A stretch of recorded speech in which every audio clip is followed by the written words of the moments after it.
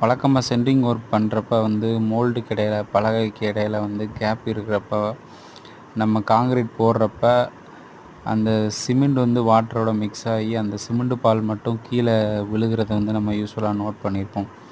அதை தவிர்க்கிறதுக்கு இந்த மாதிரி பாலித்தீன் பையை வந்து ஃபுல்லாக மோல்டு மேலே விரித்து யூஸ் பண்ணலாம். நெக்ஸ்ட்டு வந்து இந்த பாய் பார்த்துருப்பீங்க, இது கோரப்பாய்.